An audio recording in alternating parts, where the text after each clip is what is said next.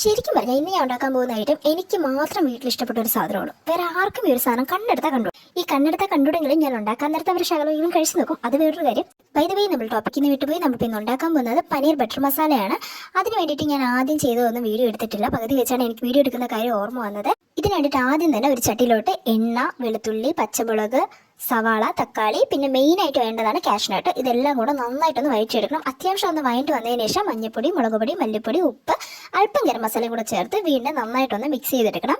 ഇതെല്ലാം കൂടെ നന്നായിട്ട് വഴറ്റി വന്നതിന് ശേഷം നമുക്ക് ചട്ടിയിൽ നിന്ന് മാറ്റി ചൂടാറിയതിന് ശേഷം നമുക്കൊരു മിക്സിയിലിട്ട് നന്നായിട്ടൊന്ന് അടിച്ചെടുക്കാം. ഗിർ പറയും. എന്നിട്ട് നേരത്തെ ഉണ്ടാക്കിയ ചട്ടി ഒന്ന് കഴിവെടുത്തിട്ട് ആ ചട്ടി ഒന്ന് അടുപ്പി വെച്ച് അതൊന്ന് ചൂടായതിന് ശേഷം ആവശ്യത്തിനുള്ള ബട്ടർ എടുത്ത് കൊടുക്കാം. ബട്ടർ ചേർക്കാൻ ഒരു സൗണ്ടേക്ക് ഇങ്ങനൊരു സൗണ്ട് ചേർക്കും. എന്നെപ്പോലെ ആണ്ടിലും ആവണിക്ക് സ്പെഷ്യൽ ഉണ്ടാക്കാൻ വീഡിയോ എടുക്കാനും കിച്ചണിൽ കയറുന്നവിടെ ശ്രദ്ധിക്കുക. ചട്ടി ചൂടായതിനു ശേഷം മാത്രം ബട്ടർ ചേർക്കുക. വെള്ളമുള്ള ചട്ടിയിൽ ബട്ടർ ചേർത്താൽ എല്ലാം കൂടെ പൊട്ടിത്തെറിക്കും. അനുഭവം ഗുരു. എന്നിട്ട് ആ ചൂടായ ബട്ടറിലോട്ട് നമ്മൾ നേരത്തെ കട്ടി വെച്ച് പനീർ ചേർത്ത് കൊടുക്കുക. പനീർ ഒന്ന് ഫ്രൈ ആയി വരുമ്പോൾ അത് എടുത്ത് മാറ്റിയിട്ട് നമ്മൾ നേരത്തെ അരച്ച് വെച്ചിരുന്ന കൂട്ടും കൂടെ ചേർത്ത് നന്നായിട്ടൊന്ന് മിക്സ് കരോ. കൂട്ടൊന്ന് ചൂടായി വരുമ്പോൾ ആവശ്യത്തിനുള്ള വെള്ളം കൂടെ ചേർത്ത് കൊടുക്കാം. ഈ സമയത്ത് ഉപ്പ് കുറവാണെങ്കിൽ ആവശ്യത്തിനുള്ള ഉപ്പും കൂടെ ചേർത്ത് എന്നിട്ട് നേരത്തെ ഫ്രൈ ചെയ്ത് വെച്ചിരുന്ന പനീറും കൂടെ അതിലോട്ട് ചേർത്ത് കൊടുക്കാം. എന്നിട്ട് കുറച്ച് കസ്തൂരി മേത്തിയും ആവശ്യത്തിന് മല്ലിയിലയും കൂടെ ചേർത്ത് നന്നായിട്ടൊന്ന് തിളച്ച് വരുമ്പോൾ നമുക്ക് സ്റ്റവ് ഓഫ് ചെയ്യാം. അപ്പോൾ നമ്മുടെ കറി ഇവിടെ റെഡി ആയിട്ടുണ്ട്. ഞാൻ ഉണ്ടാക്കിക്കൊണ്ട് പറയില്ല, സംഭവം സൂപ്പറായിരുന്നു.